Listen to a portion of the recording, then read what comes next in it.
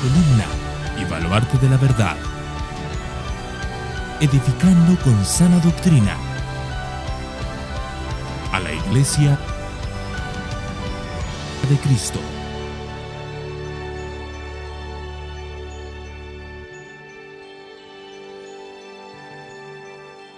Oseas capítulo 4 y los versículos 17 al 19, y dice así la palabra del Señor. Efraín se ha unido a los ídolos, déjalo. Acabada su bebida, se entregaron a la prostitución.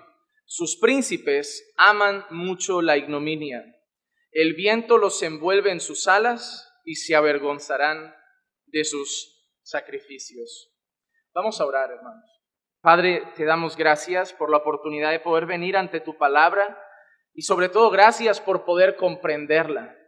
Porque sabemos, Señor, que las cosas espirituales, Señor, se disciernen por el Espíritu. Y no sería posible, Señor, entender los tesoros de tu palabra y del Evangelio, Señor, si no fuera, Señor, por la obra de tu Santo Espíritu que alumbra, que ilumina nuestros corazones. Te pido, Señor, que por tu pura gracia y misericordia puedas, Señor, hablar hoy a tu iglesia como hablaste a mi corazón mientras preparaba este mensaje. Señor, yo no quiero poner aquí hoy encima mis ideas, mis pensamientos, mis sentimientos, solamente tu palabra, pues, Señor, mis ideas de nada sirven, mis ideas no alcanzan los corazones, mis ideas no transforman vidas, pero tu palabra es poderosa. Y es lo que tu pueblo ha venido a escuchar tu palabra. Y por eso te ruego que por tu Santo Espíritu puedas usar mi vida para edificar a tu iglesia y que podamos salir de aquí hoy viendo, Señor, tu majestad, tu poder, tu santidad, tu justicia, pero también tu amor y tu bondad. Háblanos, Señor, es lo que yo te pido, Señor. Háblanos en el nombre de Jesús. Amén, amén y amén. Hermanos, cuando nosotros vemos el capítulo 4 del libro de Oseas, es un capítulo que lo que más mostrará y ha mostrado es el pecado de un pueblo y las consecuencias. Hoy vamos a ver las consecuencias de ese pecado. Por eso hemos titulado Dios no pasa por alto el pecado. Porque el capítulo 4 nos va a dejar muy claro que el pecado tiene consecuencias. Y las tenía entonces y las tiene ahora. La semana que viene trataré todo el capítulo 5 en el sermón que me tocará estar dando. Y veremos luego la obra que Dios hace para tratar con su pueblo después de ese pecado. Tanto que la semana que viene, el capítulo 5 habla de que Dios castiga para restaurar a su pueblo. Y veremos la diferencia entre cuando Dios trata con su pueblo con castigo, cuando Dios, que lo llamaríamos más bien la disciplina de Dios para su pueblo, a diferencia de cuando Dios ya juzgará a las naciones de manera definitiva. Pero eso lo veremos la semana que viene. Hoy nos vamos a centrar en esto, nos vamos a centrar en las consecuencias del pecado. Hermano, y son cosas que debemos enseñar. Porque a veces vivimos en un mundo en el que vemos a nuestro alrededor personas viviendo con vidas completamente pecaminosas y que les va bien, entre comillas, vemos que les va bien. Personas que viven en la prostitución, personas que viven en los vicios, personas que blasfeman contra Dios. Y luego ves su vida y aparentemente cuando ves sus pisos, sus casas, sus coches, dices, no, le va mejor al impío que al creyente. Y a veces nosotros, hermano, perdemos de vista el sentido de la eternidad y nos centramos en evaluar las cosas solo a nivel terrenal. Y es ahí donde corremos el peligro de que nos pase como a Asaf. Tuve envidia al ver la prosperidad de los impíos, por poco resbalaron mis pies. Pero Asaf dice que cuando entra en el templo, cuando entra en la presencia del Señor y recuerda el fin de todos ellos, entonces Asaf sabe que él no tiene nada que envidiar al impío, porque al final el impío va a pagar el precio. Ese es nuestro gran desafío en esta tierra, hermano. Nuestro gran desafío es no querer correr detrás de un plato de potaje cuando el Señor nos ha dado la primogenitura. Nuestro gran desafío en esta vida es no envidiar lo que parecen bendiciones temporales y materiales cuando hemos recibido la bendición de Dios de la salvación eterna. Hermanos, si tú dejas de mirar la eternidad y te enfocas solo en el presente, vas a empezar a pensar que el impío vive mejor que tú, está mejor que tú y hasta podrías decir que está bendecido. Pero nosotros no vivimos con los ojos puestos en esta vida temporal, en este tiempo temporal, en esta vida y en estas cosas pasajeras. Nosotros miramos la eternidad y sabemos que un día habrá un juicio y que todos seremos juzgados conforme a nuestras obras. Y ahí el impío, las casas, los coches, el dinero, no le va a valer. No le va a valer. Ahí nosotros tendremos una gran ventaja, que es la justicia de Cristo sobre nuestras vidas. Entonces, eso es importante tenerlo en cuenta. Es importante tener en cuenta que Dios no pasará por alto el pecado, que Dios no esté haciendo algo ahora. No significa que Dios esté aprobando algo ahora. He conocido personas que muchas veces tratan con Dios de esta manera. Alguien les dice, mira, esto no está bien ante los ojos de Dios. Y la respuesta que dan es, si Dios no le gusta, lo quita de mi vida. Es como si te gusta un chico impío y eres una muchacha cristiana y alguien te dice, mira, Dios dice que no te unas en yugo desigual. Y hay personas que dicen, bueno, yo oraré y si Dios no lo quiere para mí, lo quitará de mi camino. Y le digo, esto no va así. Es como si yo no me quiero emborrachar y digo, voy a orar y si Dios quiere que no beba, cerrará hoy todos los bares. Digo, a ver, hijo mío, no funciona así la cosa. Tienes que ser capaz de estar al lado de una ramera y no caer en adulterio. Tienes que ser capaz de pasar al lado del alcohol y no caer en borrachera. Dios no te va a sacar del mundo, estáis en el mundo, pero no sois del mundo. Entonces debemos tener presentes esas cosas. Que Dios no esté mandando un rayo sobre nuestras cabezas no significa aprobación divina. Que Dios no esté dejando nuestra cuenta cero y que se nos caiga el techo encima no significa estoy bien con Dios. Porque el dueño de Amazon y sus paseos a la luna, ese hombre no está bien con Dios. Dios tampoco ha dicho, bueno, ahora hago que el cohete siga andando y que se me muera ya por ahí. No, el hombre va, viene, gasta sus millones donde le da la gana. ¿Significa eso aprobación de Dios? Las personas más ricas de este planeta, la mayoría no son creyentes. ¿Significa bendición de Dios? ¿Cuántas veces el creyente pasa por un momento de salud delicado y tiene al impío al lado que blasfema contra Dios, súper sano para seguir disfrutando? Significa, hermano, no evaluemos bajo parámetros materiales y temporales la bendición de Dios y la aprobación de Dios. Hermano, Dios es muy misericordioso y que Dios no esté fulminando al mundo con un rayo ahora mismo, nosotros incluidos, es solamente por una cosa, porque Dios es bueno y es muy paciente. El pueblo en el desierto lo podía haber fulminado después del primer pecado, después del primer acto de rebeldía, después del primer becerro de oro. Ya podía haber consumido a todos, pero ¿cuántas oportunidades fue dando el Señor? Hermano, que las cosas vayan bien, que Dios muestre su misericordia, no significa que estemos aprobados por Dios. Es como cuando nosotros vemos a gente que dice, yo me convertí en esa iglesia, allí conocí al Señor y sabemos que es una iglesia apóstata, un pastor hereje. Que Dios haya usado un mal pastor para alcanzar un corazón no significa que Dios apruebe a ese pastor. Dios también usó una mula una vez para hablar y no significa que prediquen las mulas. Señor es tan bueno que usa medios que nosotros ni comprendemos para hacer su obra a veces, pero es su palabra lo que define lo que es agradable a los ojos del Señor. Y hoy veremos esto, hermanos. Como vimos en Oseas 4, el pueblo se había rebelado contra Dios. El Señor ya no tenía un lenguaje de esposo y esposa, ahora tenía un lenguaje de juicio. Y decía que Dios tenía querella contra el pueblo, algo que reclamar al pueblo por su pecado. Y la semana pasada vimos algunas cosas. La semana pasada estuvimos viendo la corrupción religiosa. La semana anterior vimos la corrupción moral. Vamos a hacer un poquito de recuerdo. Oseas capítulo 4, versículos 2 y 3 al principio nos mostraba la corrupción moral del pueblo. Decía, solo hay perjurio, mentira, asesinato, robo y adulterio. Emplean la violencia y homicidio tras homicidio se suceden. Por eso la tierra está de luto. La tierra estaba de luto. ¿Qué había alrededor de la tierra solo? Homicidios, violencia. ¿Qué más? Mentira, asesinato, robo, adulterio. Hermano, ¿es diferente a nuestro mundo de hoy? ¿Qué hay a nuestro alrededor? Adulterio, asesinato, robo, violencia, mentira. Hermano, yo creo que es una definición de nuestra misma situación. Hay personas que a veces dicen, en aquel tiempo había más pecado que ahora o menos pecado que ahora. No, era lo mismo. era lo mismo. Lo que pasa que a diferencia de aquel tiempo al nuestro es que a lo mejor los asesinatos y las noticias hoy las vemos en la tele. En aquel tiempo la gente pues no estaba tan al corriente, pero pasaban las mismas cosas. Pero no solo vimos que había corrupción moral por causa del pecado, también había llegado la corrupción religiosa. Oseas capítulo 4, versículo 6. Mi pueblo es destruido por falta de conocimiento. Por cuanto tú has rechazado el conocimiento, yo también te rechazaré para que no seas mi sacerdote.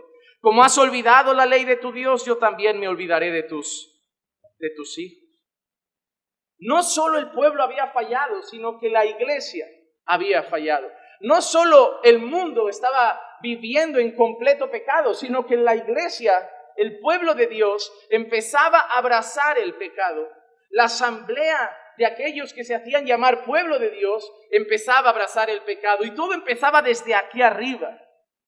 Los lugares desde donde se enseñaba la palabra, los lugares desde donde se predicaba la palabra, hacía que todo el mundo se viera afectado. Aquí ya no había conocimiento de Dios y el pueblo tampoco lo tenía.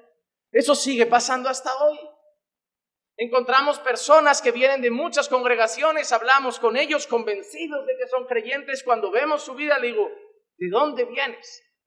No, vengo de esta iglesia, tal iglesia, tal iglesia. Hermano, ¿cuántas personas, como algunos hermanos nos han dicho, que caminando por fe para ellos fue como empezar de cero?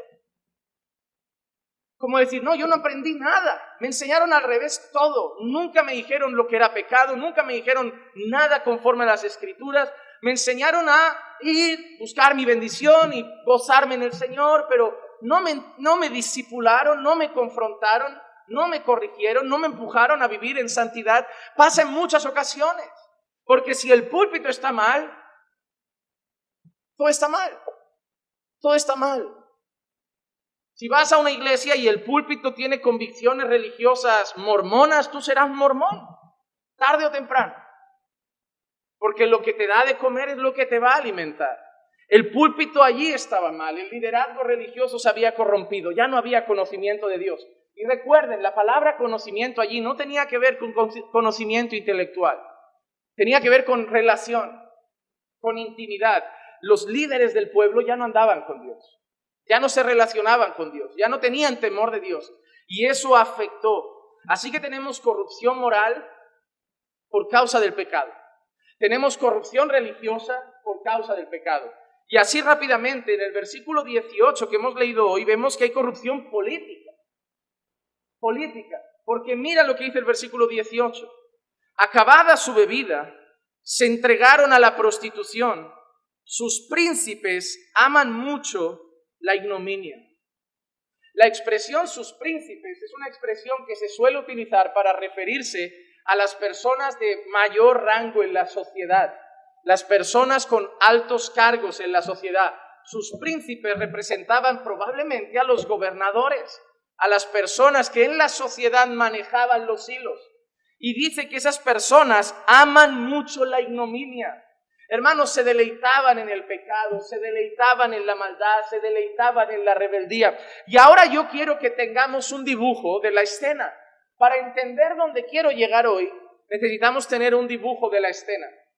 El pueblo le ha dado la espalda a Dios. Ya no hay conocimiento de Dios. No intelectual, si tú le preguntabas seguro a alguno, los mandamientos los debía conocer. Pero ya no se relacionaban con Dios, ya no buscaban a Dios, ya no oraban a Dios, ya no caminaban con Dios.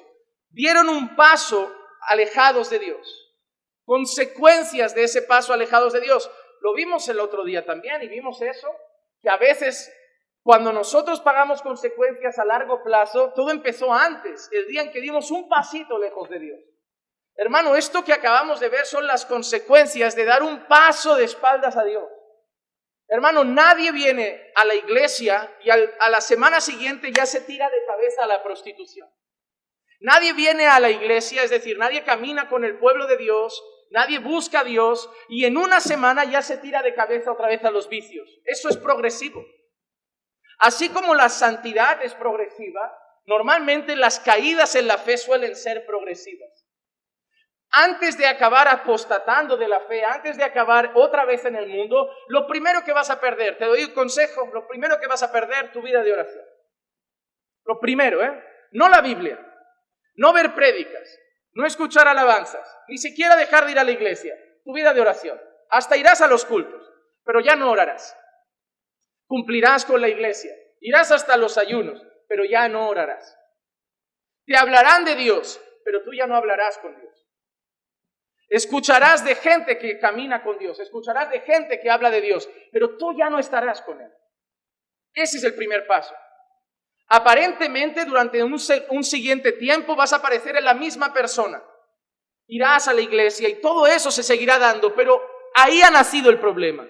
Tú dejaste a Dios. Luego, las consecuencias, dependiendo de nuestro corazón, pueden ser unas y otras. Se puede tardar más o menos tiempo, pero esa es la fuente del problema, nuestro corazón. Nuestro corazón.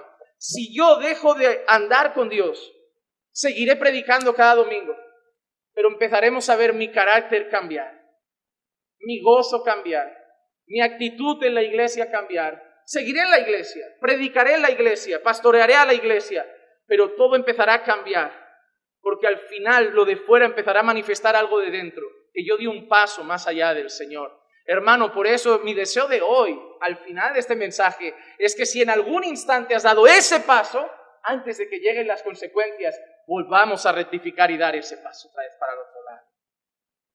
Mi deseo no es decirte, has visto, así vas a acabar. No, mi deseo iba a ser decirte, si no das otro, todavía se puede volver a casa. Todavía se puede abrazar lo que teníamos. Todavía se puede afirmar la fe. Hay momentos de baches en la fe. La diferencia del mundo y nosotros es que en ese bache, los que realmente no han nacido de nuevo van a seguir dando pasos y pasos y pasos y al final la abandonan. Pero los que son de Dios, aunque den ese pasito, al final el Señor afirmará sus pies otra vez en las sendas que son suyas. Pero hermanos, ese es el problema. Habían dado un paso. ¿Y cuál es nuestro marco? Corrupción moral. El carácter de la gente se había tirado a la inmoralidad, violencia, maldad, mentira, corrupción religiosa, corrupción política. Ahora te pregunto, mira nuestra sociedad. Es el mismo cuadro. Corrupción política, corrupción moral, corrupción religiosa. Es la misma escena. Pero a mí lo que me da un poquito de miedo es el versículo 17 que hemos leído. Mira que dice, Efraín se ha unido a los ídolos. Efraín se ha unido a los ídolos. ¿Y qué dice aquí el Señor? Déjalo. Es duro escuchar esto de Dios. Es muy duro escuchar esto de Dios. A veces no lo vas a entender, hermano, pero eso está en la Escritura. A veces la manera que Dios tiene de tratar con algunas personas es dejarlas. Es decir, déjale. Porque como veremos más adelante, sobre todo la semana que viene, veréis que la intención del Señor es déjale, que después de 1000 golpes volverá. Déjale, va a sufrir, va a pasarlo mal, pero hay momentos en los que ya no puede sin trabajar más ahí, déjalo. Yo me encargaré de tratar con él. Cuando ya la cabeza la tenga en el polvo, cuando ya la cabeza la tenga en el suelo, la semana que viene veremos el trato de Dios. Pero aparentemente parece abandono, pero no lo es. El Señor es perfecto, es sabio, es bueno y sabe que a veces esto es lo mejor que puede hacer. Dejar que la gente pase un poco de hambre, pase un poco de sed, sufra un poco, para que entiendan que no hay nada mejor que estar con el Señor y que vuelvan arrepentidos a sus pies. Entonces hemos visto el marco que tenemos, la corrupción que se ha dado por la falta de conocimiento de Dios. Pero ahora eso no acaba solo en pecado, sino que el pecado tiene consecuencias. Desde el Edén, desde Génesis 3, el pecado tiene consecuencias.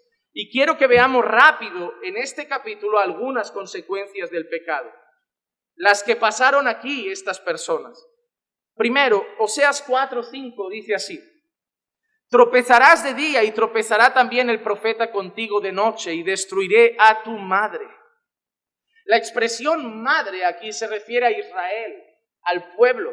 Destruiré a tu madre. Se refiere a Israel, se refiere al pueblo. Y esta expresión, tropezarás de día y tropezará también el profeta contigo de noche, esos tropiezos, esas caídas dolorosas, hacen referencia a ataques militares que iba a recibir el pueblo. El pueblo iba a ser atacado de día, el pueblo iba a ser atacado de noche, nada le iba a servir tener al profeta ahí al lado, el pueblo iba a estar tropezando. El pueblo iba a andar como constantemente recibiendo caídas, recibiendo golpes, iba a recibir ataques militares. Si luego estudiamos la historia del pueblo, lo recibe, invasiones, ataques. Así que en primer lugar, el Señor, como consecuencia del pecado, deja al pueblo en manos de sus enemigos. Hermano, el Dios que siempre te protege de tus enemigos, el Dios que siempre te guarda de tus enemigos, deja tu vida en manos de tus enemigos un tiempo para que hagan contigo lo que quieran. Su manera de tratar aquí, la consecuencia del pecado, esa es una. Veamos otra. Oseas capítulo 4, versículo 6, la segunda parte. Yo también te rechazaré para que no seas mi sacerdote. Como has olvidado la ley de tu Dios, yo también me olvidaré de tus hijos. A nivel religioso, el sacerdocio en aquel entonces se iba pasando de padres a hijos. No sé si lo han leído, lo han estudiado, pero el sacerdocio era algo familiar. Hoy en algunas iglesias evangélicas, no sé por qué, siguen pasando el cayado de padres a hijos, y eso es un gran error. Eso es un gran error. En aquel tiempo, bajo el antiguo pacto, el Señor determinó una familia para que ejerciera las labores sacerdotales y toda su descendencia. Bajo el nuevo pacto ya no vemos eso. Ahora nuestro gran sumo sacerdote es Cristo, y aquellos que el Señor levanta para servir a la grey, Él los levanta sin nada que ver con quién es nuestro padre o nuestra madre. El Señor dice que Él da conforme a su voluntad a unos ser. Él dio a algunos ser apóstoles, profetas, evangelistas, pastores, maestros. Él lo hizo conforme a su voluntad. Pero en aquel entonces el sacerdocio era hereditario, por decirlo de alguna manera, pasaba de padres a hijos, y otra de las consecuencias del pecado es que el Señor decide rechazar al sacerdote y rechazar a la próxima generación. En aquel entonces el pecado que se había cometido contra Dios, el pecado que los líderes religiosos habían cometido contra Dios, no solo los iba a afectar a ellos, sino que iba a afectar a la próxima generación también. Y eso es triste. Eso es triste. Hermanos, yo no de verdad. Hay una enseñanza en internet, en el canal de la iglesia, que habla sobre maldiciones generacionales, y yo no creo que hayan maldiciones generacionales. No veo sentido el decir que yo estoy en Cristo, que soy nueva criatura, que el Señor me ha hecho libre en Cristo, y que aún así, solamente porque mi padre era un borracho, yo ahora me persigue un espíritu de borrachera. Porque entonces la obra de la cruz no hace libre, porque todavía arrastramos cosas de nuestros antepasados. Es como decirle a alguien: oye, ¿quién es tu padre? No, mi padre es un asaltante de bancos. Mira, pues yo te ofrezco salvación, pero aparte tendrás que tratar esa área. Digo, a ver, entonces la obra de Cristo no alcanza todo eso.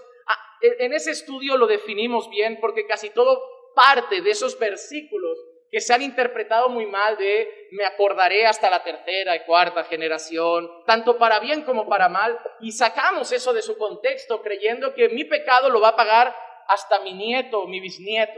Y eso, hermano, no es lo que vemos en las Escrituras. Incluso propios profetas del Señor dijeron: ¿pagará acaso el hijo por el pecado del padre? Y claramente dicen: cada uno pagará por su propio pecado. No cargará el hijo el pecado del padre, ni el padre el pecado del hijo, sino que el alma que pecare, esa morirá. Entonces, lo que sí que es cierto, y aquí no le vamos a llamar maldición generacional, le vamos a llamar influencia. Si tú has estado influenciado por una persona dada al alcohol, tienes muchas más posibilidades de acabar bebiendo. Si has estado influenciado por una persona dada a las drogas, tienes mucha más posibilidad de acabar drogándote. Si has estado criado por padres dados al tabaco, tienes muchas más posibilidades de acabar fumando. Si has estado criado con padres creyentes que te han inculcado valores cristianos, tienes una alta posibilidad de adquirir valores cristianos para tu vida. Pero eso no es el sentido de algo generacional, es algo que se llama influencia. Si tu hijo empieza a andar con chicos de mala influencia, tarde o temprano, aunque ellos no sean nada de su generación, algo de sus antepasados, acabarán influenciando en su manera de vivir. Hermano, influenciamos a las personas que caminan con nosotros. Hermano, hoy existe el concepto de influencer, pero déjame decirte una cosa: no hay mayor influencer que en la vida de un hijo, que los padres. Si sois gritones, vas a criar un futuro gritón probablemente. Si sois maleducados entre vosotros, Vas a criar un hombre o una mujer que mañana va a ser así con su esposo o con su esposa. Si sois violentos, vas a criar probablemente un niño que dentro de poco mostrará síntomas de violencia. Porque sois la mayor influencia que existe. No es el pastor, no es la iglesia, no es la escuela infantil. Sois vosotros. Y hermano, mire, antes de seguir, os ruego en el amor del Señor, influenciad bien a esa generación. Porque el mundo ya está trabajando para influenciarlos muy mal. Os ruego en el amor del Señor, padres cristianos, plantad buenas semillas en esos corazones. Haced de ellos hombres y mujeres con buenos valores conforme a la palabra del Señor. La salvación le corresponde al Señor, pero sus valores os corresponden a vosotros. Dadles buenos valores. Dedicadle tiempo a vuestros hijos. Que vuestros hijos sean, después de Dios y el matrimonio, vuestra mayor prioridad. Dadles ese tiempo.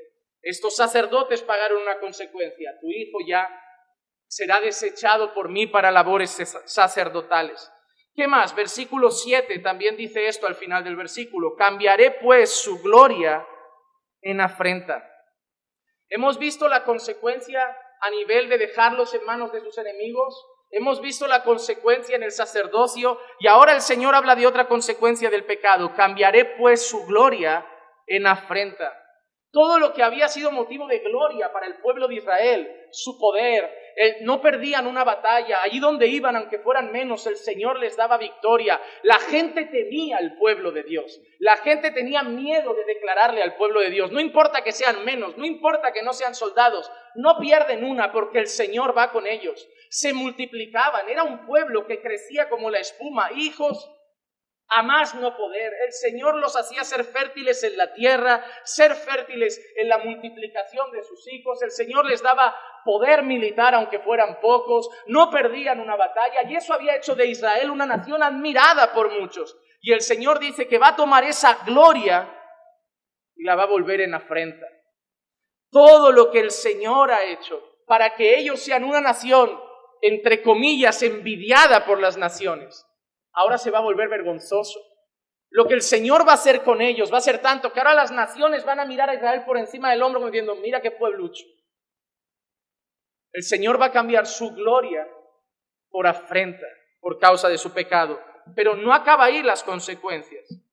El versículo 9 dice así, capítulo 4, versículo 9 dice, los castigaré por su proceder y les pagaré según sus obras. El Señor está mostrando que todo lo que va a traer es un castigo justo. Los voy a castigar por su proceder, según sus obras. No se me ha antojado castigar aquí a gente hoy, me levanté de mal humor y quiero odiar al pueblo. Voy a ser justo. Voy a pagar conforme a sus obras. Y en esas obras que van a ser castigadas, me gustaría decir dos cosas más. El versículo 10. Comerán, pero no se saciarán. Esa expresión seguramente va enfocada a los líderes religiosos. Antes dijimos y leímos que ellos, la expresión que usaba es comían del pecado de su pueblo. Los líderes religiosos habían desviado, habían llevado el pueblo a pecar de tal manera que ellos se veían beneficiados del pecado de su pueblo. Y ahora parece que todo se cambia y dice, ahora comeréis, pero no os saciaréis. Ya no vais a poder seguir alimentándoos del pueblo. Es decir, Dios está condenando al pueblo, Dios está condenando a los líderes religiosos, Dios está condenando a los políticos, Dios está condenando a la nación. Hermano, en pocas palabras, nadie va a quedar libre de juicio. Nadie va a quedar libre de juicio. No solo acaba así, se prostituirán, pero no se multiplicarán porque han dejado de hacer caso al Señor. Como hemos dicho, una de las mayores honras de la nación de Israel era su capacidad de multiplicarse. El Señor quería que fueran una nación grande y les daba hijos. Es más, una de las cosas que temía Faraón del pueblo de Dios, ¿cuál era? Que se multiplicaban mucho y decían, estos en 2 días, nosotros somos 1 millón y estos ya son 4. Eso era una de sus preocupaciones. Lo que hacía de Israel una nación grande era, por decirlo de alguna forma, su capacidad reproductiva, la bendición que Dios les daba, porque Dios había dejado claro que los hijos eran herencia suya. Él los daba.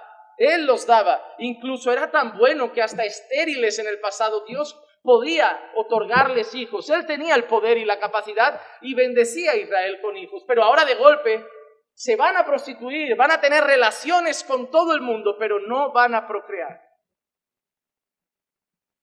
Todo empieza a verse afectado. Los líderes religiosos ya no se podrán aprovechar del pueblo, el pueblo va a empezar a menguar porque ya no van a haber tantos hijos, ya no van a procrear. Los enemigos vendrán, la gloria se volverá afrenta. Y ahora llega el 19 y dice, el viento los envuelve en sus alas y se avergonzarán de sus sacrificios. La expresión el viento los envuelve con sus alas es muy poética. Es una expresión que es como si cuando el viento viene y hay una hoja y una tormenta de arena viene y arrasa con ella. Es exactamente eso lo que quiere decir el Señor. Como un viento arrasador que se lleva una hoja seca, así es lo que va a venir sobre Israel ahora. Así es lo que va a venir sobre Israel ahora. Y acaba diciendo, y se avergonzarán de sus sacrificios. ¿Por qué? Porque cuando llegue el castigo, cuando lleguen esas dificultades, lo primero que va a hacer Israel es correr ¿a quién? A los ídolos, antes de ir a Dios. Y se avergonzarán, porque se darán cuenta que ellos no sirven. Vendrán los ejércitos e Israel correrá a sus ídolos. Vendrá la necesidad e Israel correrá a sus ídolos y se darán cuenta y se avergonzarán de que sus ídolos no les van a servir.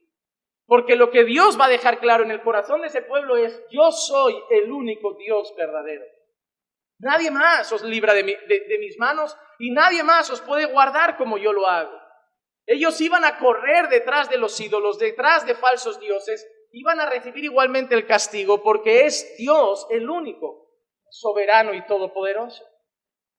Entonces, hermanos, iban a ser arrasados, iban a ser castigados a nivel religioso, social, político, necesidad, vergüenza, ataques militares, como un viento y una tormenta que arrasa una hoja. Así va a ser con Israel. ¿Y qué va a hacer el Señor en medio de ellos? Versículo 16.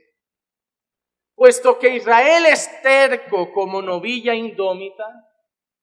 Qué descripción bonita, es terco como novilla indómita. Es decir, eso refleja que el Señor no ha sido que hoy se despierta, mira eso y dice, malos, ya castigo. Es terco, el Señor ha trabajado con su corazón, ha tenido paciencia, ha dado oportunidades. Pero como Israel es terco como novilla indómita, mira qué dice, qué pregunta más triste, ¿los pastoreará ahora el Señor como a un cordero en campo espacioso? Es como si el Señor dijera así, ¿se portan como cabras? ¿Acaso los puedo pastorear como ovejas?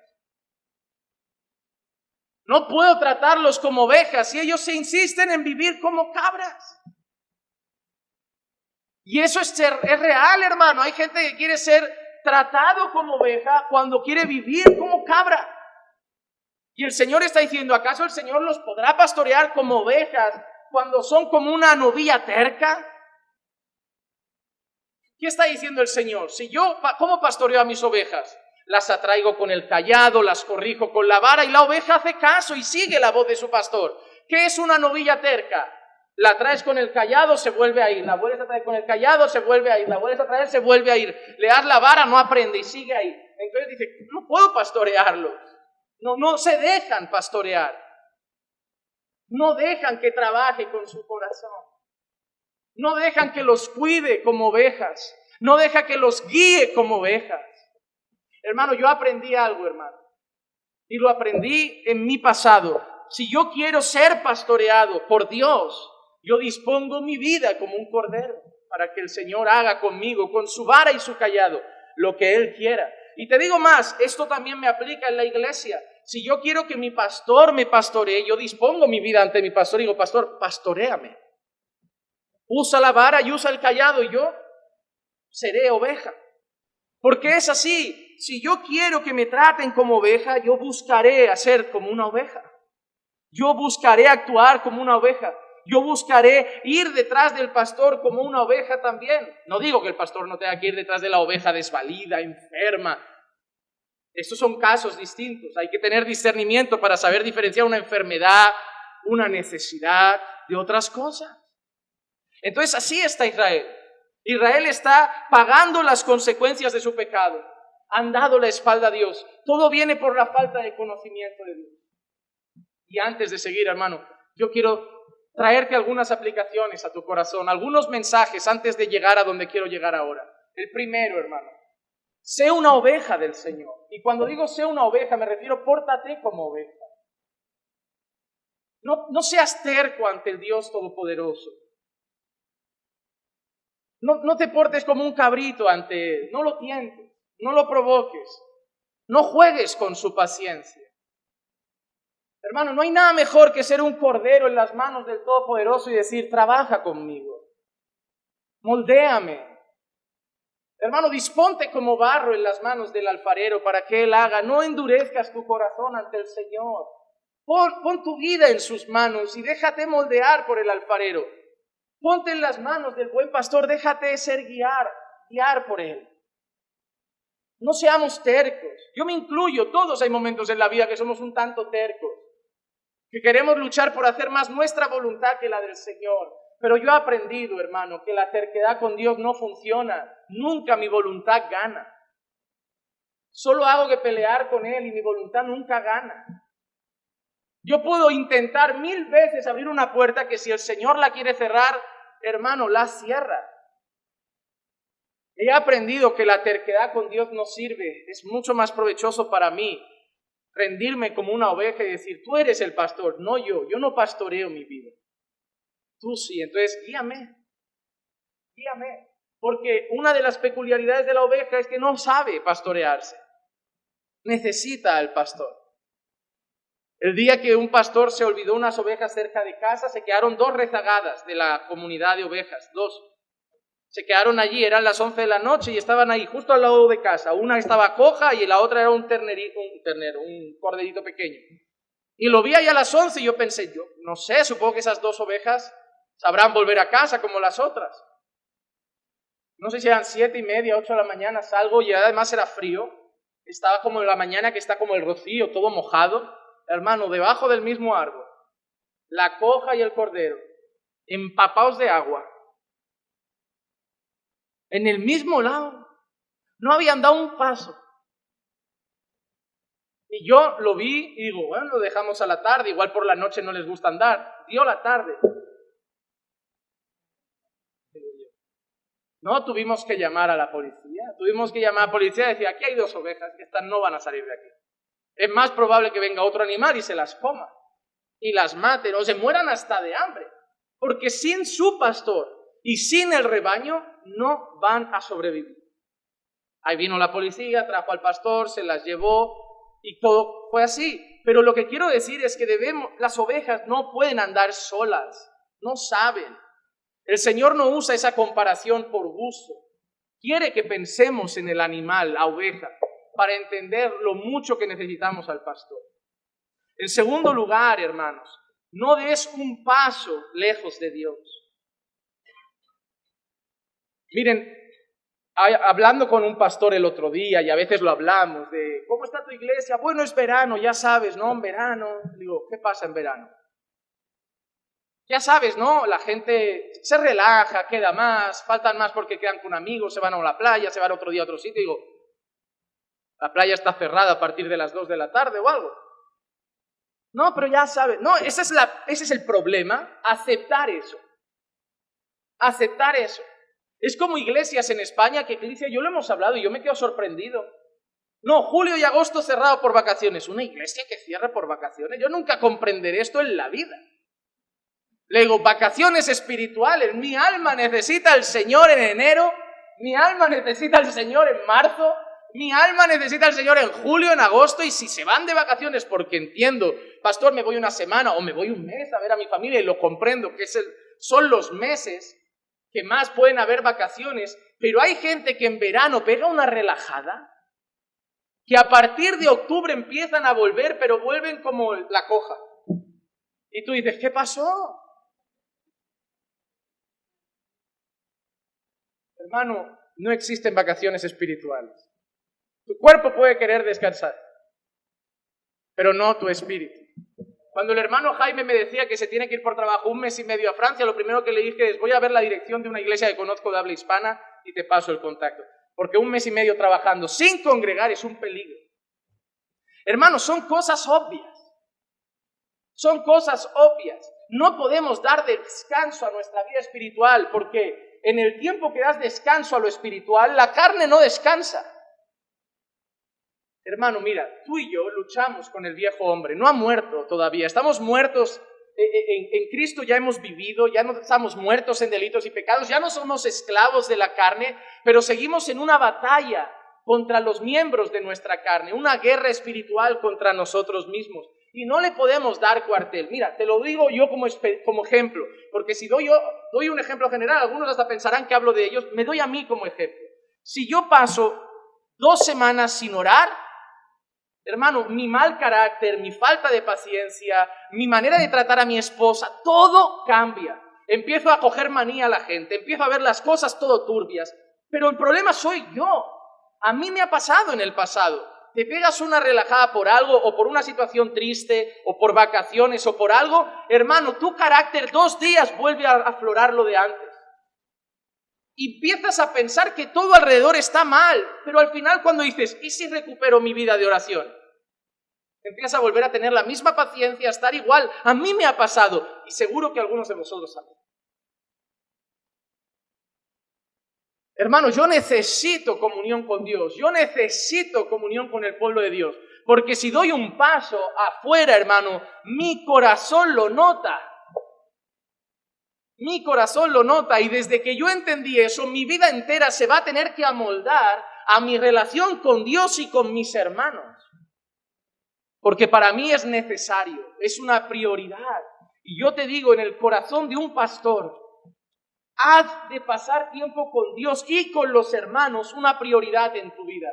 Lo vas a notar. Lo vas a notar. Hay cambios cuando nos relajamos a nivel espiritual.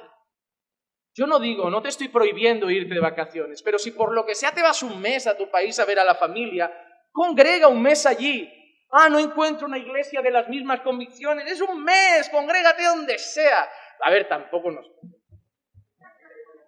Cuidado, que ahora llega alguno y me dice, encontré por ahí una cosa que hacían así, le llamaban macumba, estaba muy bien, y le dije, no, eso no era lo que yo quería decir.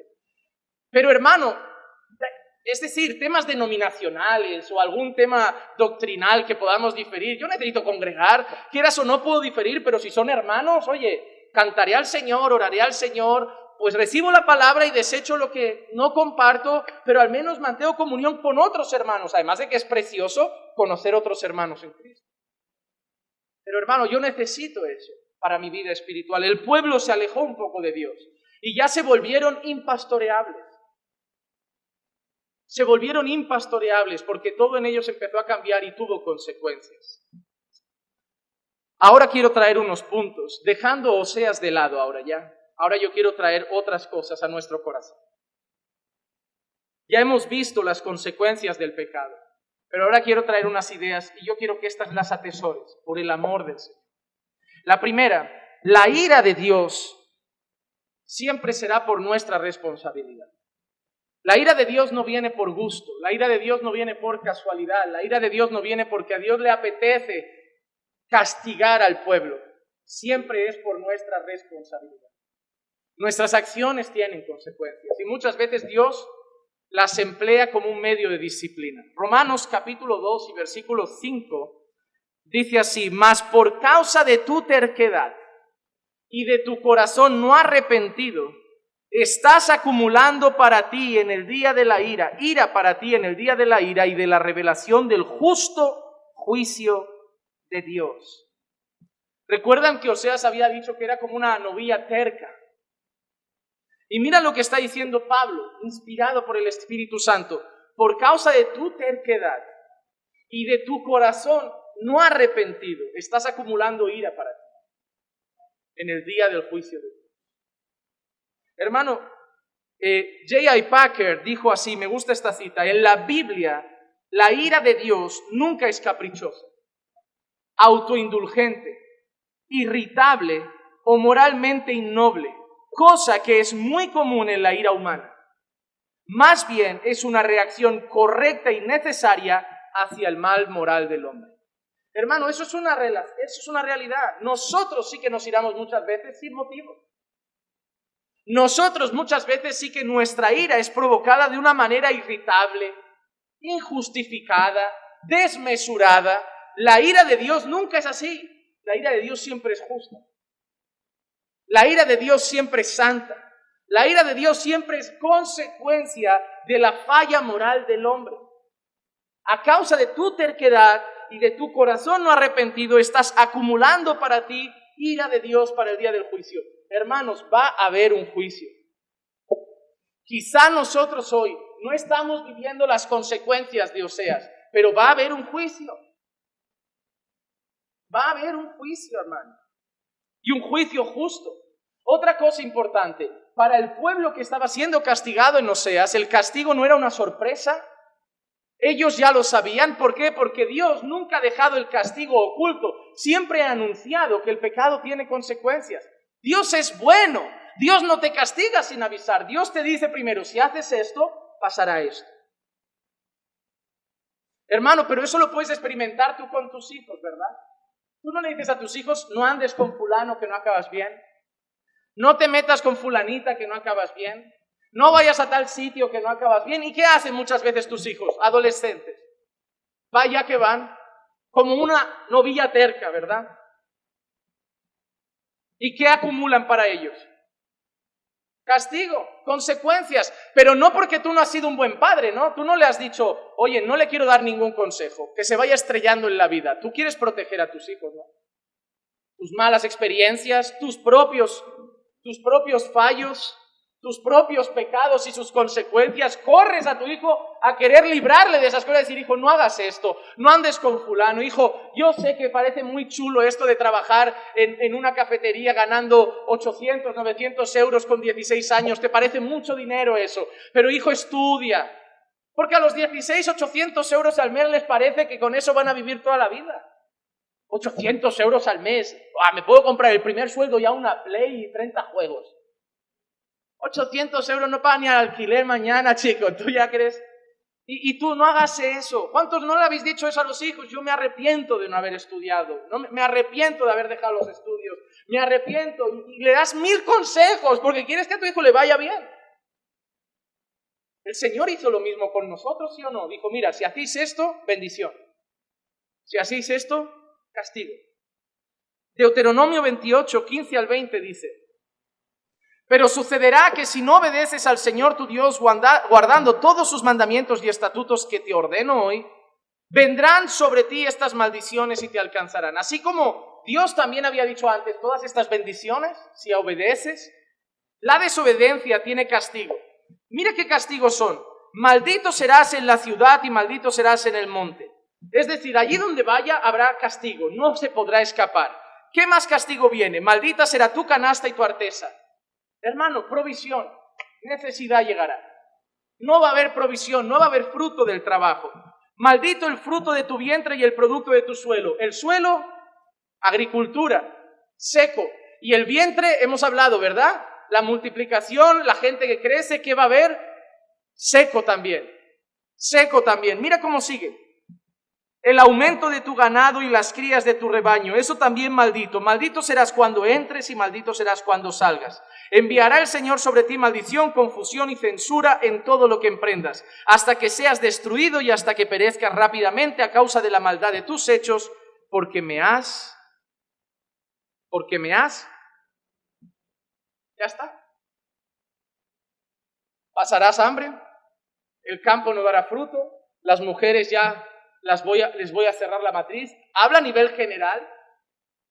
Serás maldito cuando entres, cuando salgas, en la ciudad y en el campo.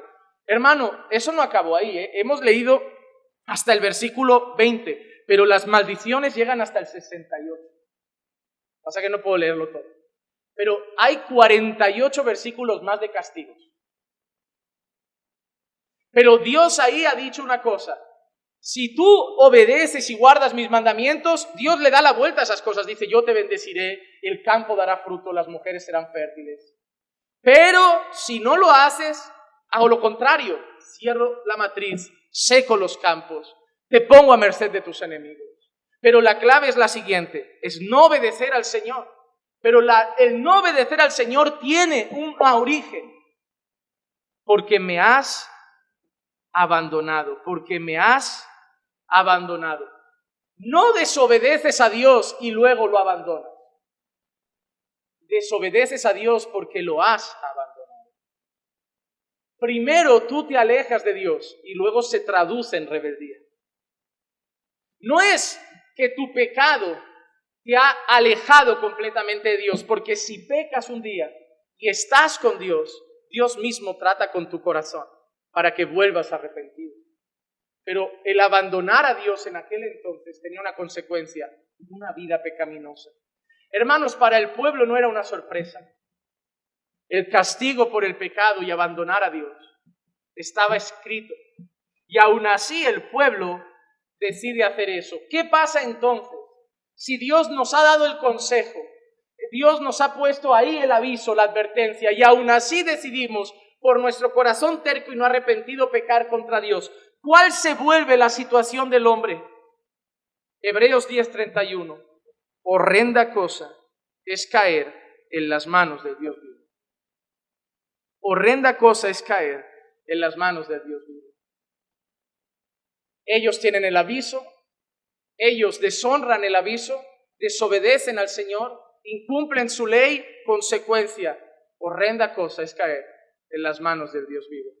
Y aquí quiero hacer un pausa, porque tú y yo no éramos diferentes. Tú y yo no éramos diferentes. Hermano, tú y yo estábamos también de espaldas a Dios. Tú y yo también vivíamos en los pecados de este siglo. Tú y yo también dábamos nuestro corazón a los placeres de este mundo. ¿Y saben cuál era nuestra esperanza al final? ¿Qué nos esperaba? Horrenda cosa. Horrenda cosa. Hermano, lo mismo que cayó sobre el pueblo, las mismas maldiciones que cayeron allí, las esperábamos tú y yo, hermano. Nos iban a caer a ti y a mí también. Quizá no las estamos viviendo en esta tierra, hermano, pero el castigo y la ira de Dios iba a caer sobre nosotros.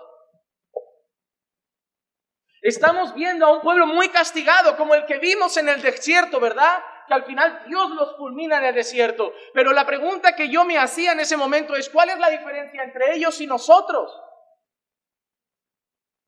¿Cuál es la diferencia de la manera que nosotros vivíamos hace unos años y ese pueblo? ¿Cuál es la diferencia? Había mentira en tu vida, había muchas veces robo, había muchas veces adulterio, había muchas veces prostitución. ¿Qué nos esperaba? Ellos lo vivieron ahí en carne propia, nosotros nos esperaba allí arriba. Estábamos tú y yo, hermanos, acumulando ira para el día de la ira, del justo juicio de Dios. Y tú y yo solo teníamos una cosa clara: horrenda cosa es caer en las manos de un Dios airado, hermano. Y nosotros íbamos a caer allí. Íbamos a caer allí. Hermano, nosotros, tú y yo, íbamos a recibir todas las maldiciones de Dios por nuestra desobediencia. Toda la ira y el castigo de Dios por desobedecer sus pecados iba a caer sobre nosotros. Tú y yo también habíamos roto los mandamientos de Dios. Tú y yo también habíamos desobedecido los mandamientos de Dios. Y estábamos solo expuestos a las manos santas, pero llenas de ira de un Dios airado.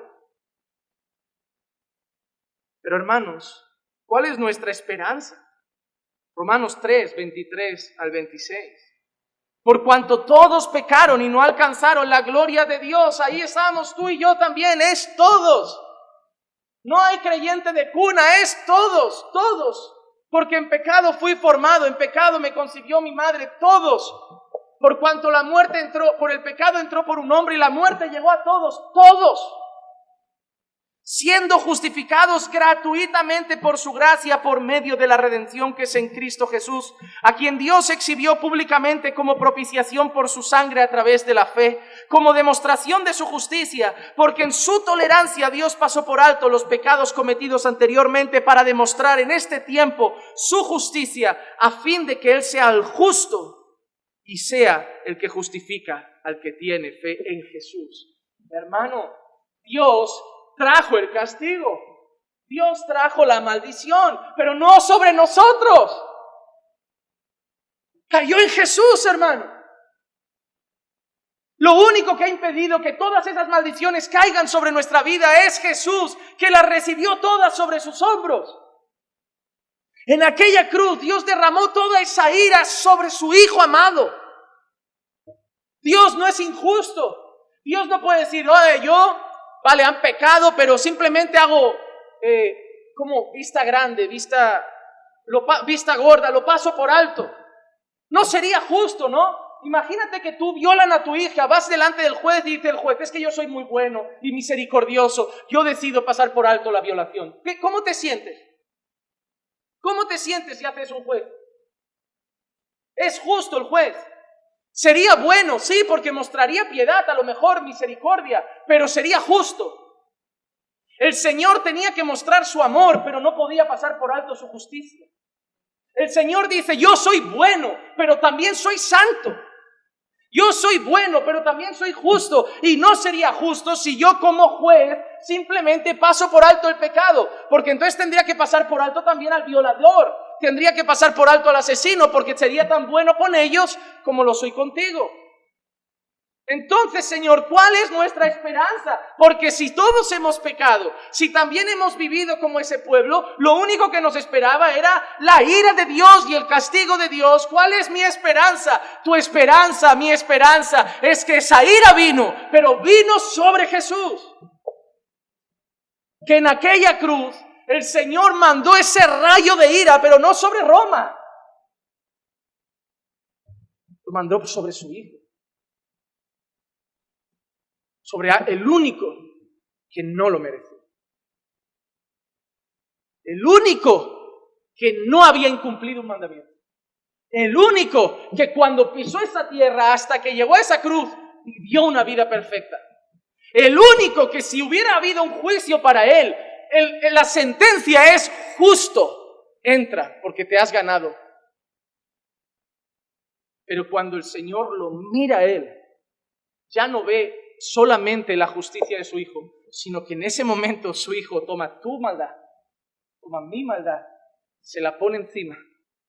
Y ahora cuando el Padre mira, ya no ve solo a su Hijo, ve toda nuestra maldad ahí. Y es en ese momento donde lo quebranta. Porque tú y yo nunca tendríamos justicia propia. Déjame hacerte una pregunta, ahora somos creyentes.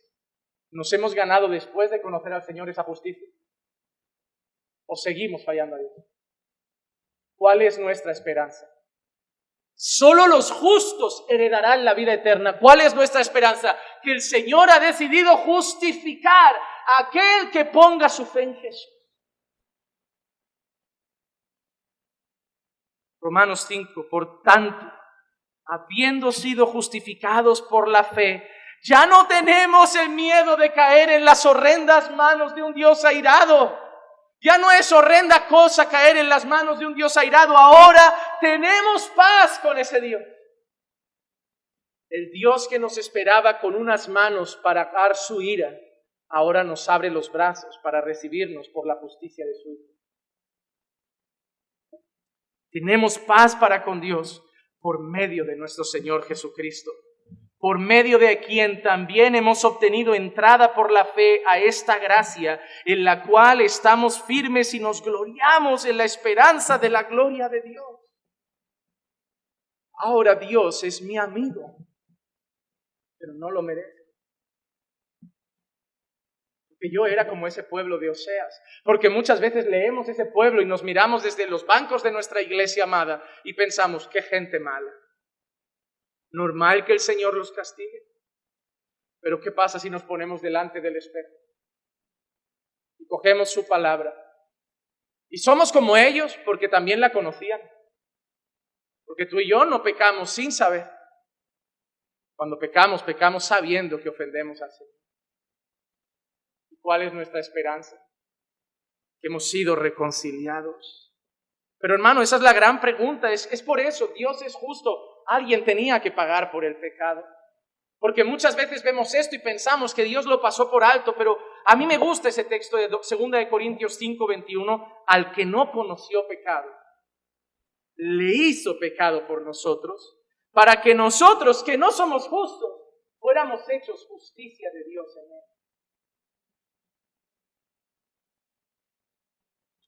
Hermano, es tan asombroso el alcance de la obra de Cristo, de cuando ahora Dios te mira, sigues teniendo pecado, pero está todo cubierto por la perfecta justicia de Jesús. Hermano, Dios es bueno. Como he dicho, Dios es bueno.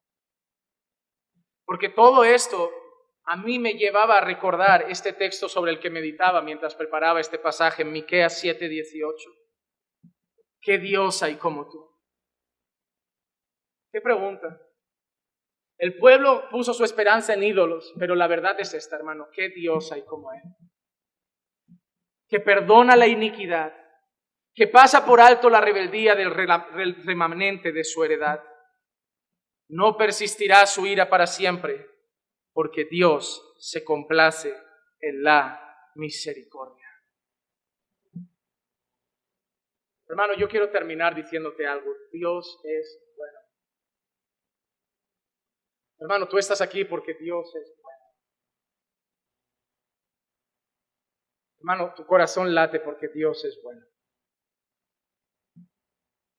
Yo te pido en el amor del Señor, si realmente hay una obra que Dios ha hecho en tu corazón, no abuses de su bondad.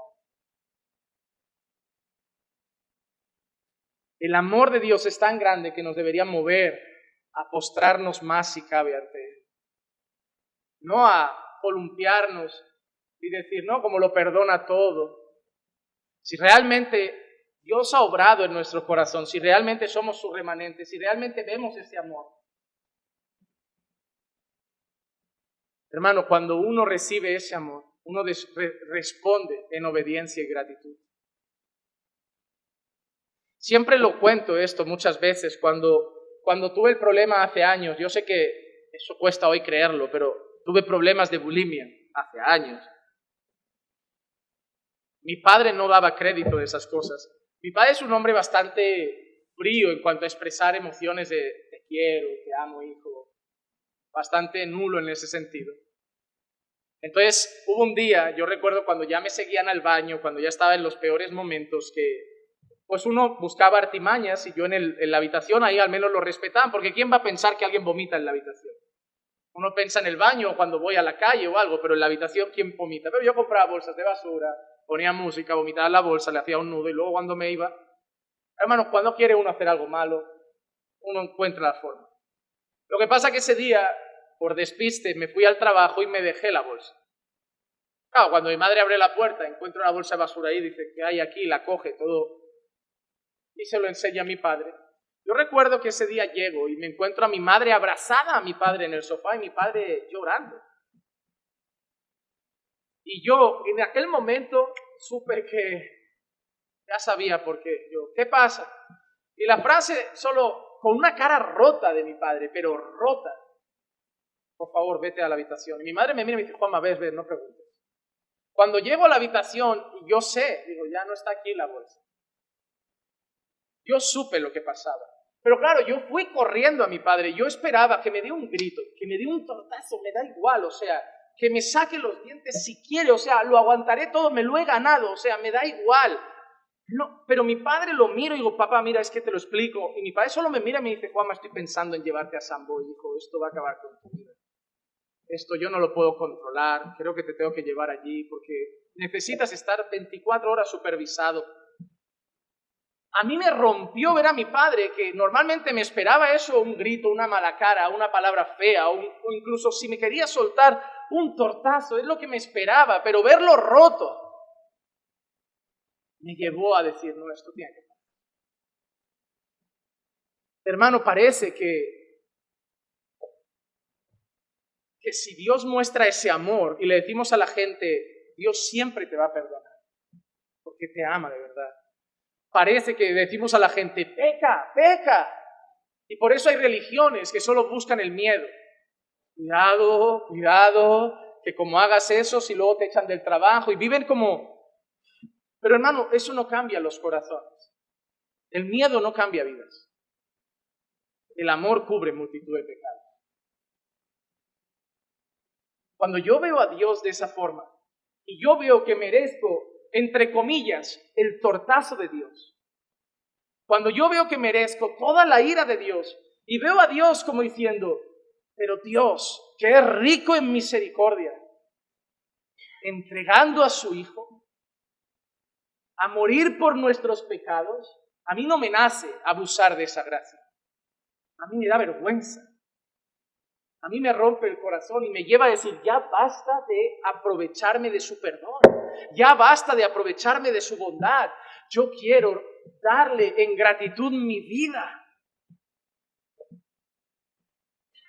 Hermano, Dios ha derramado toda su bondad sobre nosotros cuando debía derramar toda su ira. Yo deseo que eso te lleve a darte más al Señor. Concluyo diciéndote unas cosas que hemos visto hoy. Número 1, el pecado empieza por alejarse de Dios.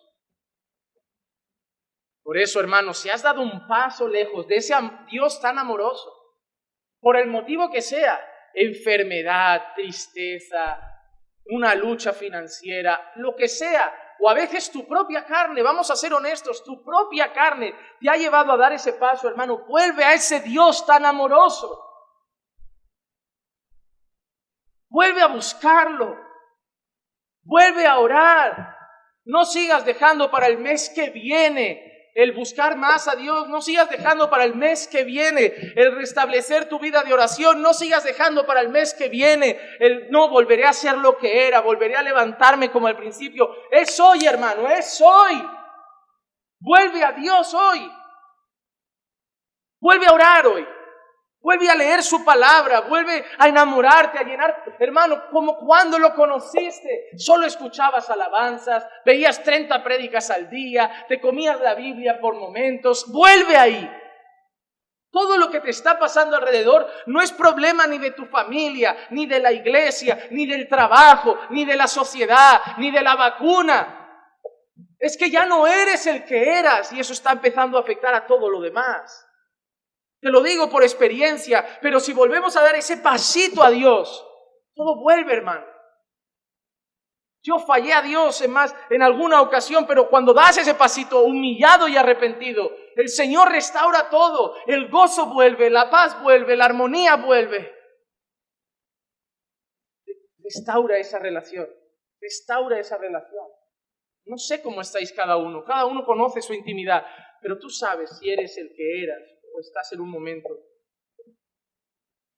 Y en segundo lugar, hermanos, si hay alguien hoy en esta sala que por lo que sea no conoce a Cristo, déjame decirte algo, toda esa ira, todo ese castigo, si no pones tu fe en Jesús, vendrá sobre ti el día del juicio. Pero aprovecha que hay un Dios de amor que entregó a su Hijo para que todo aquel que en Él cree no se pierda, mas tenga vida eterna. Y hoy arrepiéntete de tu pecado y pon tu fe en Jesús para que seas justificado y recibas las glorias eternas que Dios ha preparado para aquellos que le aman. Hermano, que esta palabra dé fruto hoy en vuestros corazones. Vamos a orar. Padre, te damos gracias por tu palabra, te damos gracias, Señor, por este mensaje, gracias, Señor, por recordarnos, Señor, que el pecado tiene consecuencias, pero recordarnos también que eres un Dios de amor, Señor, dispuesto a perdonar, grande en misericordia, Señor, y en piedad, en compasión. Por eso, Señor, que hoy, Señor, tu palabra no vuelva vacía, que tu palabra dé fruto, el que tenga que dar en cada corazón, que el que no te conoce, Señor, corra a Cristo en arrepentimiento y fe para recibir su justicia, y que el que te conoce, Señor, afirme su fe, afirme su amor y dé otra vez un paso en dirección a ti, Señor, para no vivir, Señor, el declive espiritual de alejarnos poco a poco de tu presencia. Tú sabes la condición de cada uno de nosotros, tú conoces el estado de cada uno de nuestros corazones, Señor. Habla, Señor, a estas vidas y que pueda dar fruto. Yo sé que cuando la semilla es lanzada, a veces caen pedregales, a veces en el borde del camino, a veces entre espinas, pero Señor, yo también sé que también puede caer en tierra fértil y puede dar fruto. Por eso, Señor, yo sé que unos plantan, otros riegan, pero el fruto lo das tú. Y te pido, Señor, da fruto en el corazón de todo tu pueblo en este día. Bendice también el culto que habrá ahora. Bendice también, Señor, los que subirán. Bendice al predicador de tu palabra, Señor, y que puedan, Señor, también ser edificados con el mensaje de las Escrituras. Gracias por todo, Señor. En el nombre de Jesús. Amén, amén y amén.